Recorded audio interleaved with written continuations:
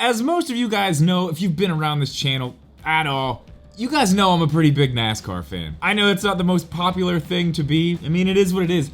I like it. I've always liked it. So as someone who likes NASCAR and also clearly likes video games, I'm someone who's been playing the NASCAR Heat series since it came out. And one of the things that I've been waiting for since the Switch came out was a NASCAR game to come to the platform. Today, I am getting my wish. NASCAR Heat 5, or what it's known as now, NASCAR Heat Ultimate Edition Plus, is now on the Switch. But is this the NASCAR game that I've wanted, the one I've been waiting for? I have a whole lot to say about this game, so let's go ahead and get started right now.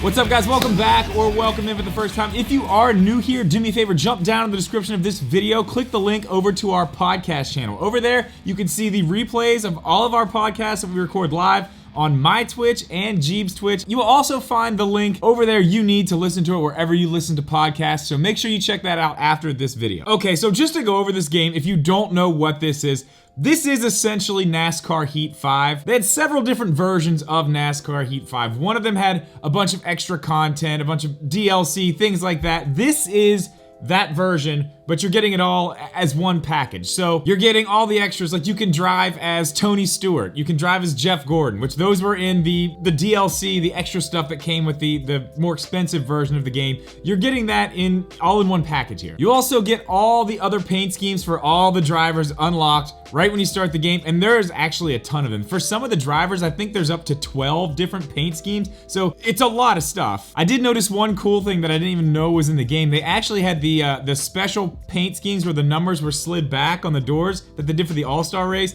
I thought that was really cool that they included all those in there as well. So those are in there. All the different sponsors that each driver runs throughout the year, they're pretty much all in there. Now that is just for the 2020 part. You're actually also getting a completely updated roster for the 2021 season. So you do get all those paint schemes for 2020, but when it comes to the 2021 stuff, it's just each individual paint. You get one. I'm not sure if there's going to be any more unlockable in the in some of the modes that I'm going to go over here in a little bit. I'm not sure because I haven't really got that far, but you do get that updated roster, which is very cool. And I do, while we're talking about it, I want to go over the different modes in this game because there are a lot. A lot of people will just go straight in, start a career mode, which is fine. That's not really what I like about these games. Some of the other modes, obviously there's online co-op. You know what that is. I have not tried that yet, obviously, because I'm playing the game before it's actually out, so there's not really anybody online to play with. You can do a quick race, which is what I do a lot of, especially now since I've played a lot of this game. I just kind of wanted to test things out and see how things were. I did a lot of the quick races, which is something where you're just gonna jump in, pick any track you want, pick any driver you want, and just go race. Now you can just jump out and go do some test sessions, which is nice, especially if you're trying to dial in some settings or something, which we are gonna go over later. There's a championship mode where you are just running for a championship, so it's not gonna be a full career. The full career mode starts you out racing dirt, and you kind of move your way up from the dirt series to the truck series to the Xfinity series and then into the Cup series. So obviously something like that's gonna take a lot longer, but if you do just want to do a championship, that's going to be pretty much just a Cup Series championship season. You can also do local co-op, split screen, which is cool, but there is one thing if you go back to the 2020 season, because you can actually go back and forth between 2020 and 2021. If you go back to the 2020 season, the regular part of the game, there's another mode called the challenge mode. Now this to me is probably the coolest part of the game. This is where I live most of the time when I'm playing this game. I think these challenges are so much fun. Let me give you an example of what something like this would be. One of them is called Wreckfest. So you're at Talladega, you've got 2 laps to go, I think it is, maybe a lap. I think it may be actually 1 lap. And there's gonna be a wreck here on the track, maybe in the first, turn 1 or turn 2. And there's also gonna be a wreck on the backstretch. Now you're in like 25th position, and you have to try to avoid these wrecks, get up to the front, and win the race in this lap. These are so much fun. There's all kinds of different stuff like this. There's certain things at road courses where you'll have to try to pass a certain amount of people, or maybe I remember one, I think it was actually in NASCAR Heat 4, but you're at Charlotte and there's a few laps to go, you're kind of behind. I'm not sure exactly what happened, but you have old tires and you have to try to keep the car on the track with old tires. It's not handling very well, but you have to go try to win the race with old tires. These challenges, they're so much fun. Now, I haven't completed any of the ones, honestly, on this version of the game, so I don't know what they unlock. They used to give you the paint schemes and stuff, but now it looks like we have all of those unlocked for the other cars, so maybe we will get some paint schemes Maybe for the 2021 stuff, I don't know, again, because I have not got that far. But I think the biggest question a lot of people have about this game, it's about the graphics. People want to know what this game looks like, how it runs on the Switch, because, you know, we've seen stuff come from the Xbox One, the PlayStation 4 to the Switch, and sometimes it's good, sometimes it's bad. This, I'm gonna be honest, it's a mixed bag. I would say mostly good. There are some noticeable differences. Now, one thing I will say right now, I did talk to Alex from Switch Corner. He is also gonna be reviewing this game. He has the ability to check what frame rates these games are running. I don't have that here, so I just asked him. He told me that this game is running between 30 and 25, which playing the game, that seems about right. Most of the time, it's around 30, it seems like. So, I mean, honestly, that's kind of what we expect on the Switch. I mean, there are some games that run at 60. There are some racing games, I should say, that run at 60. I will say the best racing game on the Switch, the one that looks the best and runs the best to me, is by far Grid Autosports. I really enjoyed that game. That game also looked very good. It ran very well. You could do a performance mode where it would run 60 and the graphics would take a hit, or you could run 30 and it looked really nice. Here, you're locked in. It's at 30, and I have to say, the visual downgrade is definitely noticeable, especially if you've played the other games. I play NASCAR Heat 5 actually right here on my PC. It's a huge difference from that. It's a huge difference from the other console versions too.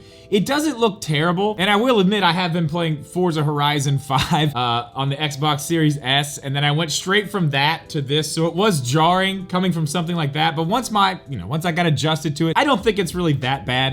It is a visual downgrade though. If you look at some of the shots I'm putting up on screen here, you can tell it's like the numbers and the graphics on the car, the paint jobs and stuff, they're very low resolution. While it's kind of strange because the reflections in the cars themselves really aren't as low resolutions as the paint schemes are, which I find kind of weird. As far as textures and things go around the track, on the track, definitely a downgrade from the original game. This game runs on the Unity engine, which I know Motorsports Games has gotten away from with their new entry in the NASCAR game series, which is Ignition, which is not on the Switch. I know they're using Unreal Engine for that one. So I'm not sure exactly how much of a budget they actually put into putting this on the Switch, but I will say the price, it is a budget price. It's a budget title. It's $40. So while no, it's not the most impressive looking game on the Switch, it does run decent. It runs fine. Again, I'm sure they were not given a ton of time to work on this game.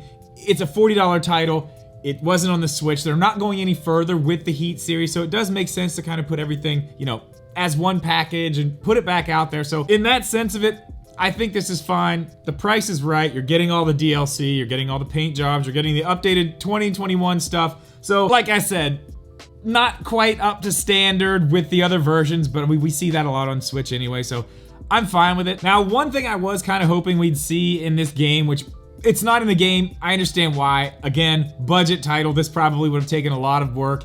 We do have the regular Bristol races, but we don't have the Bristol Dirt Race, which was added in 2021, and we don't have Circuit of the Americas, which was also added in 2021. Now, we do have the Indy Roval and we do have Road America. Those are actually two road courses that the Xfinity Series did run in 2020, so those are now on the Cup Series schedule as well, so that's good that those are there. Another one missing, obviously something new, Daytona Road Course, that's not in there either. Same reason why, it's fine. So like I said, this is kind of a mixed bag. There's good stuff, there's stuff I wish was there, but again, the $40 price tag, you know, you can't really complain that much. It's got all the DLC, it's got everything. There is one thing about this game that really bothers me, and it's a problem with all racing games on the Switch. It's not NASCAR Heat's problem, it's more of a Nintendo Switch problem. But this game particularly depends on this a lot more than the other ones do. It's the fact that the Switch does not have analog triggers, you just have the button triggers. So essentially you're either mashing the gas or mashing the brake, or you're not touching them at all. In most racing games on the Switch, that's not really a big deal. But in something like this, like a NASCAR game, especially on the road courses where you're making hairpin, sometimes 90-degree turns, actually sometimes 180-degree turns at Sonoma. You make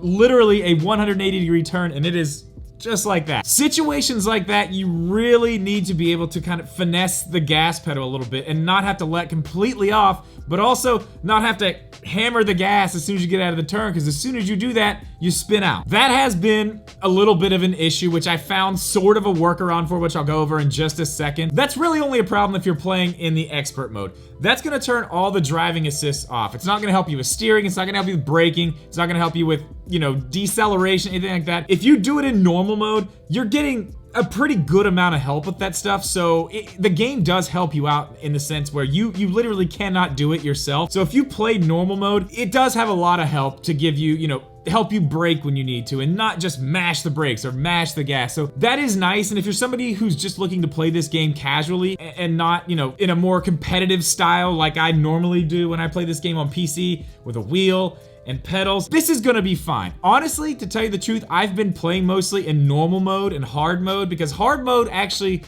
it takes a little bit of that stuff away, so you are kind of having to do a little bit more yourself, but not to the point where you have no control over the car because, you know, you're mashing the gas or mashing the brake. It makes it a little bit difficult, but I did find a workaround and I wrote this down. Hang on. So if you go to the settings and go to the player 1 controls, there's actually a place in the sensitivity settings where you can go, you can actually make the brakes engage at a slower rate, which actually, this helps a massive amount. So essentially, instead of you just mashing the brake and locking the tires up, it kind of gradually pushes the brake pedal in so you can let off and kind of hit it again and feather it, and it kind of just stays in that area. So you do have a lot more control if you go change those settings, especially in expert mode. That's the only way you can really play this without completely just spinning out. You can do the same with the gas too, but you really got to dial in the gas because the thing is, with the gas, there's some points where you do kind of need to hit the gas fast, and if you have this turned all the way up, it's just kind of, so you kind of got to find a happy medium,